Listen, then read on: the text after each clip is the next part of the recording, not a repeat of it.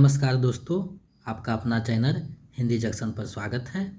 मैं परवेश कुमार सिन्हा आज आप लोगों के लिए एक और महत्वपूर्ण टॉपिक लेकर उपस्थित हुआ हूं, महत्वपूर्ण वीडियो लेकर उपस्थित हुआ हूं। अगर आप नए हैं तो चैनल को सब्सक्राइब कर दें, बेल आइकन को दबा दें ताकि मेरे आने वाले वीडियो का नोटिफिकेशन आपको मिलता रहे। दोस्तों, जैसा कि आप सभी को पता है कि हम लोग BPSC 4.0 जो वैकेंसी आने वाली है उसी की तैयारी कर रहे हैं।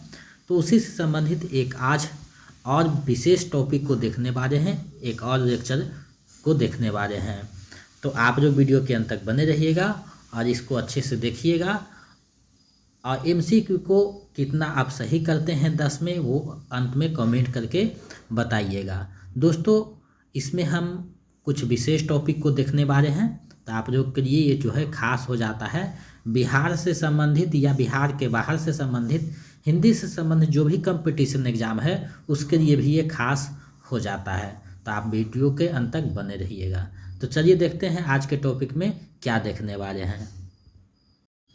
तो जैसा कि देख रहे हैं आप, बिहार के प्रमुख साहित्यकार यानी बिहार के जो प्रमुख साहित्यकार हैं और उनकी जो रचनाएं हैं, यानी बिहार के जो प्रमुख साहित्यकार हैं उससे संबंधित जो महत्वपूर्ण बातें हैं उसको हम इस वीडियो में देखने वाले हैं।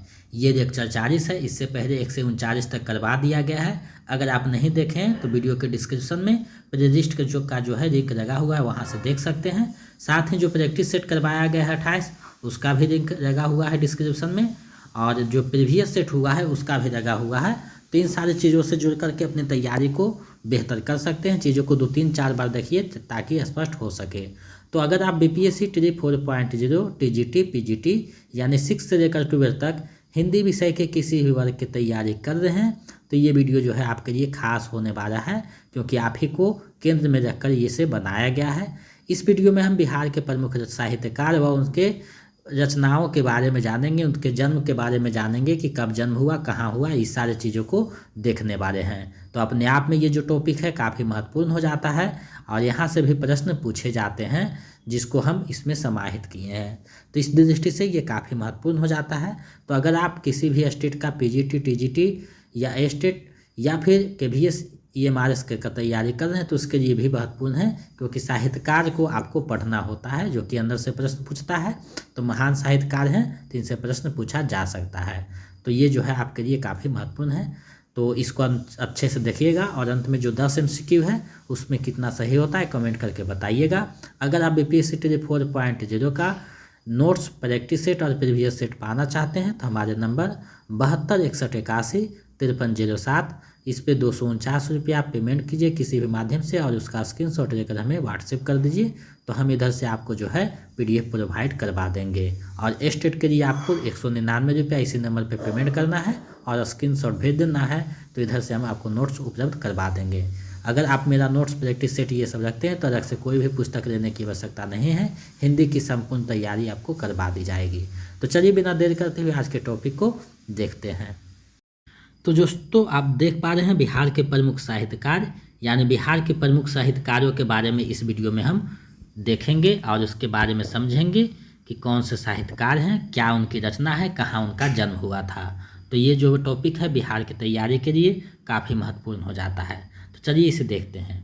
हिंदी साहित्य के विकास में बिहार के रचनाकारों का, थोड़ा सा टाइपिंग मिस्टेक, रचनाकारों का योगदान आदिकाल से लेकर आधुनिक काल तक रहा है। कुछ प्रमुख साहित्यकार इस प्रकार हैं, यानी हिंदी के अगर विकास की बात की जाए तो आदिकाल से लेकर आधुनिक काल तक इन सारे में जो है बिहार का योगदान बहुत बड़ा रहा है। तो उन्हीं जो साहित्यकार है उसको जानेंगे। तो देखिए, सबसे पहले देखिए यहाँ साहित्यकार है, इनका जन्म स्थान है, प्रमुख रचनाएं हैं। तो सबसे पहले हम विद्यापति को देते हैं। तो इनका जन्म मिथिला मधुबनी क्षेत्र के बिस्फी ग्राम में 1352 ईस्वी को हुआ था। अभी देखिए इनकी प्रमुख रचना भू परिक्रमा है, गंगा वाक्यावली है, पुरुष परीक्षा है, कीर्तिरता है, कीर्ति पताका है और विद्यापति की पदावली है। तो ये जो है इनकी प्रमुख रचनाएं हैं। इसके बाद गुरु गोविंद सिंह हैं जिनका जन्म पटना में 1666 ईस्वी में होता है। इनकी जो रचना है जापू साहिबा, उकार उस्तति, विचित्र नाटक, चंडी चरित्र, ज्ञान प्रबोध, शास्त्र नाम मारा, आदि इनकी प्रमुख रचना है। उसके बाद हेराडोम आते हैं, जिनको हिंदी साहित्य में बहुत कम लोग ही जानते हैं, बहुत कम जगह इनका चर्चा रहता है, लेकिन बिहार के रचनाकार हैं तो इनको हमको जानना जरूरी होता है। पटना के दानापुर में इनका जन्म हुआ था 1850 ईस्वी के आसपास। इनकी एकमात्र रचना थी अछूत की शिकायत, जो सरस्वती पत्रिका में प्रकाशित हुई थी। तो ये इनकी प्रमुख रचना है। और आगे हम बढ़ते हैं, देखते हैं और जो साहित्यकार हैं तो शिवपूजन सहाय जी हैं, जिनका जन्म भोजपुर जिले के उनवास गांव में 1893 ईस्वी में हुआ था। देहाती दुनिया, वे दिन वे योग, माता का आचर विभूति इनकी जो है प्रमुख रचना है। और देहाती दुनिया जो है 1926 में आई थी। इनकी जो है प्रमुख उपन्यास है, आंचलिक उपन्यास है, ये आपको ध्यान में रखने की आवश्यकता है। उसके बाद राम वृक्ष बेनीपुरी जी हैं, जिनका जन्म मुजफ्फरपुर जिले में 1899 ईस्वी में हुआ था। ये जो है प्रमुख रचना इनकी है पतितों के देश में, अम्रपाली, माटी की मूर्तें, रार तारा, गेहूं और गुलाब, मीर के पत्थर आदि। तो जो है ये संस्मरण और रेखाचित्र के लिए जो है प्रसिद्ध है राम वृक्ष बेनीपुरी, जिनकी माटी की मूर्तें, गेहूं और गुलाब, ये दोनों जो है रचना काफ़ी प्रसिद्ध हुआ था। उसके बाद है मोहनलाल महतो वियोगी, जो गया जिले में 1902 ईस्वी में जन्म लिए थे।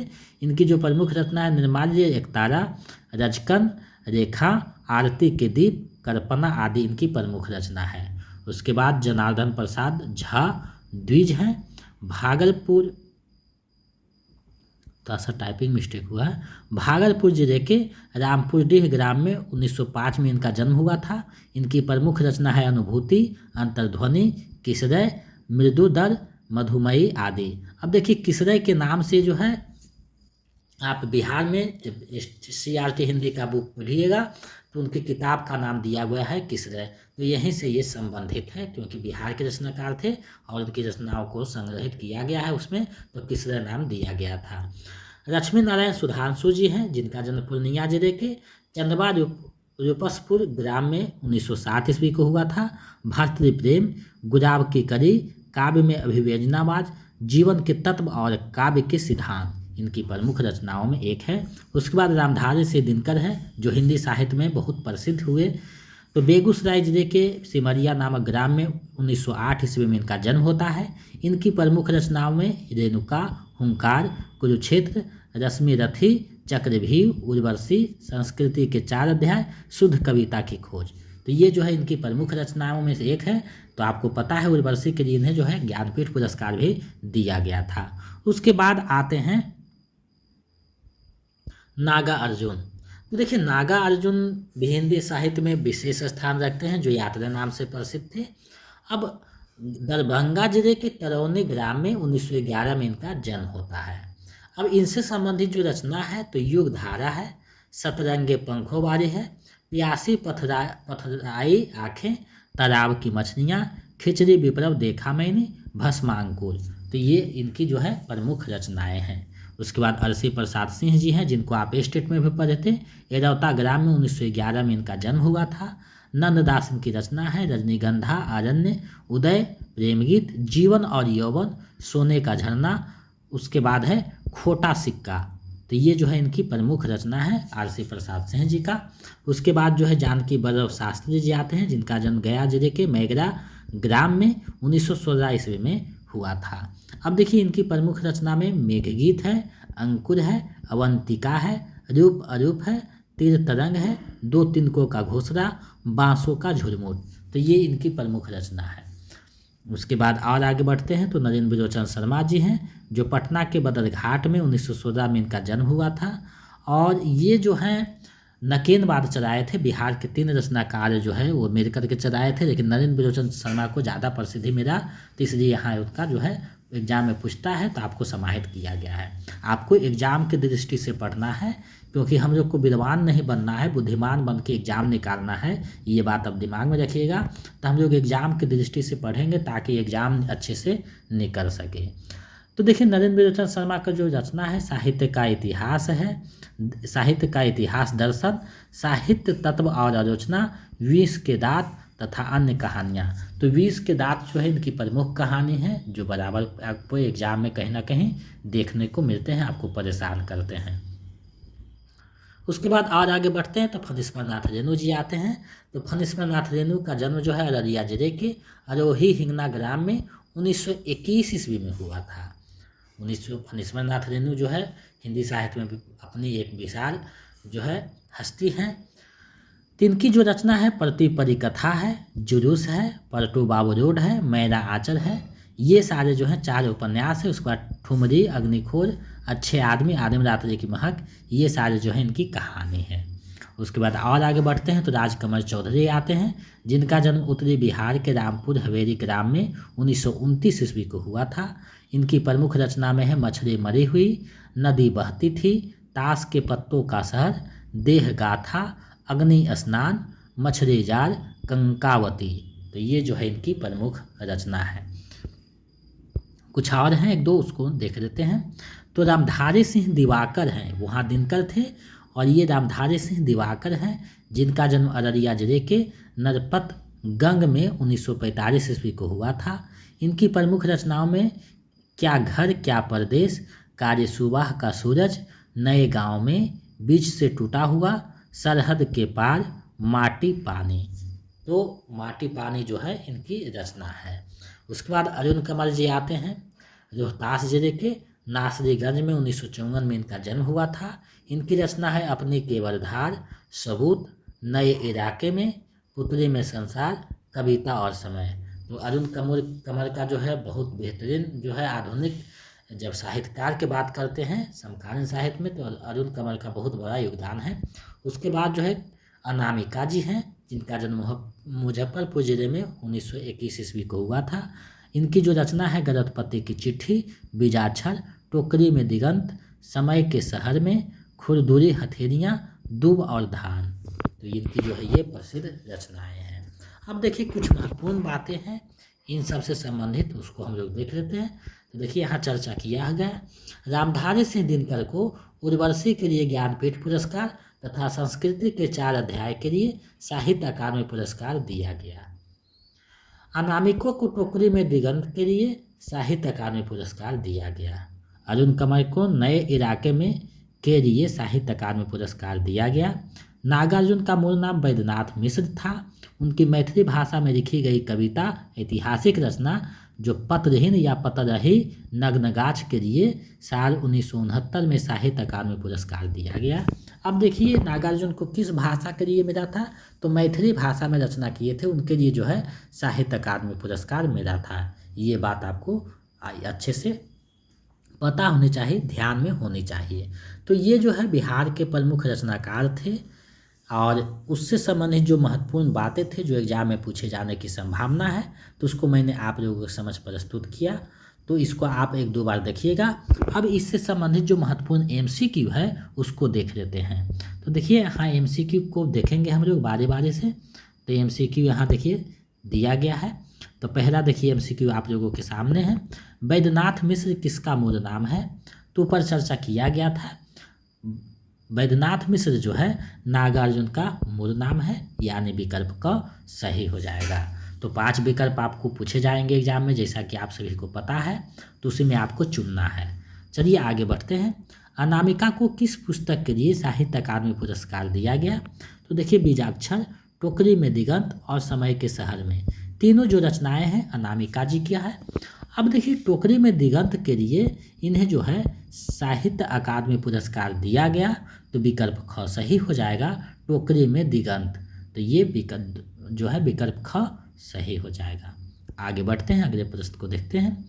विद्यापति का जन्म बिहार के किस ग्राम में हुआ था? तो विद्यापति का जन्म जो है हमेशा पूछा जाता है कि विद्यापति का जन्म कहाँ हुआ था, कब हुआ था। तो विद्यापति का जो जन्म है आपको पता है विस्पी में हुआ था, यानी विकल्प ख सही हो जाएगा। अब देखिए सिमरिया में किनका जन्म हुआ था? तो रामधारी सिंह दिनकर का, और तरौनी में नागार्जुन का हुआ था। तो ये जो है आपको विकल्प दिए रहेंगे, तो डिस्टर्ब करने के लिए आपको जानते हुए जो साहित्यकार से जुड़े होते हैं उन्हीं से संबंधित प्रश्नों को पूछा जाता है, ताकि आप डिस्टर्ब हो जाए और सही को सही नहीं चुन पाएँ। तो इससे आपको बचना है। आप एग्ज़ाम में जाइएगा तो सबसे पहले प्रश्नों को अच्छे से पढ़िएगा, समझिएगा, उसके बाद जवाब देना है। क्योंकि जितनी आप चतुरता से एग्ज़ाम को क्रैक कीजिएगा, समझिएगा क्वेश्चन को, उतना अच्छा रिजल्ट आपका रहेगा। एक एक नंबर आपके लिए महत्वपूर्ण होता है। बीपीएससी में एक एक नंबर आपके लिए मायने रखता है मेरिट बनाने में, तो उसको आपको बचाना है। चलिए आगे बढ़ते हैं। हिंदी साहित्य में वियोगी उपनाम से किस कवि को जाना जाता है? तो ऊपर में चर्चा किया गया था, मोहनलाल महतो वियोगी। मोहनलाल महतो को जो है वियोगी उपनाम से जाना जाता है, तो विकल्प ग सही हो जाएगा। इसी तरह है और कुछ प्रश्न है, उसको देखते हैं। नए इराके में पुस्तक के लिए किसे साहित्य अकादमी पुरस्कार दिया गया है? तो नए इराके में पुस्तक के लिए अरुण कमर को जो है साहित्य अकादमी पुरस्कार दिया गया है। विकल्प ख सही हो जाएगा। देखिए ये जो टॉपिक है खास करके बिहार में जो हिंदी से संबंधित एग्जाम होता है उसके लिए महत्वपूर्ण हो जाता है। तो उसी को देखते हुए जो है हम ये टॉपिक आपको लिए बनाए हैं, ताकि आप जो है इससे संबंधित चीज़ों को जान सके, बिहार के साहित्यकारों को जान सके। क्योंकि आप जब हिंदी पढ़िएगा तो पूछ देगा कि बिहार के 10 साहित्यकार के नाम बताइए, तो आप कंफ्यूज हो जाइएगा। तो ये जो है आपको ध्यान में रहेगा, तो आप फटाक से बोल दीजिएगा और हिंदी की जो है प्रतिष्ठा को बचाइएगा। तो इसी को भी ध्यान में रखना है और चीज़ें को समझना है। चलिए आगे बढ़ते हैं। निम्नलिखित में से किस साहित्यकार का संबंध बिहार से नहीं है? ये जो है प्रश्न पूछा गया था, निम्नलिखित में से किस साहित्यकार का संबंध बिहार से नहीं है? तो देखिए शिवपूजन सहाय का भी है और रामवृक्ष बेनीपुरी का है, लेकिन हजारी प्रसाद द्विवेदी का नहीं है। ये उत्तर प्रदेश से संबंधित है और नहीं पूछा गया है, तो विकल्प ख सही हो जाएगा। चलिए आगे बढ़ते हैं, अगले प्रश्न को देखते हैं। यात्री उपनाम से किस कवि को जाना जाता है? यात्री उपनाम से किस कवि को जाना जाता है आपको बतानी है। तो यात्री उपनाम से आपको पता है नागार्जुन को जाना जाता है। विकल्प ख सही हो जाएगा। और इनका जो है वैद्यनाथ मिश्र नाम था, ये भी आपको दिमाग में रखना है। आगे बढ़ते हैं। निम्न वे बिहार के किस साहित्यकार को ज्ञानपीठ पुरस्कार प्राप्त है? आपको प्रश्न अच्छे से पढ़ना है। निम्न में से बिहार के किस साहित्यकार को ज्ञानपीठ पुरस्कार प्राप्त है? तो बिहार के किस साहित्यकार, यानी वो बिहार के होना चाहिए। तो आपको पता है महादेवी वर्मा को भी मिला है, गेय को मिला है और रामधारी सिंह दिनकर को भी मिला है। तो यहाँ बिहार के किस साहित्यकार को, यानी बिहार के जुड़े हैं, तो रामधारी सिंह दिनकर इसका सही आंसर हो जाएगा। रामधारी सिंह दिनकर बिहार के रचनाकार थे, जिनको ज्ञानपीठ पुरस्कार उर्वशी पुस्तक के लिए दिया गया था। अब देखिए ये प्रश्न काफ़ी कन्फ्यूजन बना है। आप लोग पढ़िएगा कि बिहार के किस साहित्यकार को ज्ञानपीठ पुरस्कार दिया गया, आपको लगेगा महादेवी वर्मा भी है, गेय भी है, रामधारी सिंह दिनकर, उपयुक्त में से एक से अधिक हो जाएगा। लेकिन यहाँ चर्चा कर रहा है बिहार के किस साहित्यकार को, यानी वो बिहार के होने चाहिए, तो रामधारी सिंह दिनकर है। विकल्प ग सही हो जाएगा। तो इस तरीका से भी प्रश्न पूछा जाता है। चलिए आगे बढ़ते हैं, देखते हैं। बिहार के किस कवि को जीवन और यौवन का कवि कहा जाता है? तो जीवन और यौवन का कवि आरसी प्रसाद सिंह को कहा जाता है। विकल्प का सही हो जाएगा। चलिए आगे बढ़ते हैं। 10वां प्रश्न है, देहाती दुनिया किसका प्रसिद्ध उपन्यास है? तो देहाती दुनिया जो उपन्यास है वो आपको पता है शिवपूजन सहाय का प्रसिद्ध उपन्यास है, जो 1926 में प्रकाशित हुआ था। तो इतनी बातें आपको ध्यान में रखना है, ताकि आपका कहीं से भी कोई प्रश्न पूछे तो गलत ना हो। तो आपका इस 10 MCQ में कितना सही हुआ है हमें कमेंट करके बताइएगा, ताकि हम समझ सकें कि आप जो है बिल्कुल सही बनाते हैं और मेरे साथ जुड़े हुए थे। तो इसमें कितना सही हुआ है कमेंट करके बताइएगा। और हम आशा करते हैं कि आप सभी का सही हुआ होगा, 9-10 तो ज़रूर हुआ होगा। और इसी तरह जो है हिंदी जंक्शन पे जुड़िए, अपने तैयारी को बेहतर कीजिए। तो आज जो है बिहार के साहित्यकार के बारे में आप लोगों को बताया, हमें पूरा विश्वास है कि आपकी तैयारी को गति प्रदान करेगा और जो है संपूर्णता घट रही उसको संपूर्णता की ओर ले जाएगा। अब देखिए दो टॉपिक और बचा हुआ है, एक में हिंदी में प्रथम जो है वो और एक विविध करके बनाएंगे। तो 2 टॉपिक हिंदी साहित्य का बचा हुआ है। उसके बाद सोमवार से जो है आपका व्याकरण का क्लास होगा और इसी तरह जो है व्याकरण का क्लास चलेगा टॉपिक बाई जो एक एक टॉपिक में आपको समाहित किया रहेगा। तो इन सारे चीज़ों को जो है कीजिए और 2-3 बार 4 बार रिविजन कीजिए, प्रैक्टिस सेट 2-3 4 बार बनाइए, ताकि आपका जो तैयारी है बेहतर हो सके। क्योंकि बीपीएससी छोटा एग्जाम नहीं है, इसमें आपका मेरिट बनना ही सबसे बड़ी बात होता है। स्टेट तो क्वालिफाई पेपर था जिसमें एक सीमित नंबर ला करके आपको पास करना था, लेकिन इसमें आपको मेरिट बनाना है तो ज़्यादा मेहनत करनी होगी। तो आप मेरे चैनल पे सारे चीज़ उपलब्ध है, उसको आप देखिए, अपनी तैयारी को बेहतर कीजिए। अगर आपको बीपीएससी 4.0 का हिंदी का नोट्स और प्रैक्टिस सेट चाहिए तो मेरे नंबर है 72 61 81 53 07। इस पे आप 249 रुपया किसी भी माध्यम से पेमेंट कीजिए, गूगल पे, फ़ोनपे, पेटीएम, और उसका स्क्रीनशॉट लेकर इसी नंबर पे व्हाट्सएप कर दीजिए। तो हम इधर से आपको पीडीएफ उपलब्ध करवा देंगे और जो है आपको तैयारी के लिए सारी चीज़ दे देंगे। स्टेट के लिए इसी नंबर पे 199 रुपया पेमेंट करके भेज दीजिए, कोई भी पेपर है तो आपको नोट्स प्राप्त हो जाएगा। तो इन सारे चीज़ों से जुड़ करके अपनी तैयारी को बेहतर कर सकते हैं। और अगर मेरे चैनल पे आप हिंदी देख रहे हैं तो अलग से जो है क्वालिफाई पेपर आपको पढ़ना है, उसके लिए तैयारी करने की आवश्यकता नहीं है, वो भी इसी का आप में जो है आपका तैयारी इसी से हो जाएगा, अलग से नहीं पढ़ना है। तो इन सारी चीज़ों से जुड़ करके अपनी तैयारी को बेहतर कीजिए और अपने लक्ष्य को प्राप्त कीजिए। हिंदी जंक्शन के माध्यम से 4000 प्लस बच्चों ने अपने लक्ष्य को प्राप्त किया है, आगे आप भी अपने लक्ष्य को प्राप्त कर सकते हैं। तो मेरे साथ अपना इतना कीमती समय देने के लिए, अब मेरे साथ जुड़ने के लिए, मुझ पर विश्वास करने के लिए बहुत बहुत धन्यवाद। अगर आप नए हैं तो चैनल को सब्सक्राइब करके बेल आइकन को दबा दें। मिलते हैं एक नए वीडियो में, आज के लिए इतना ही। जय हिंद।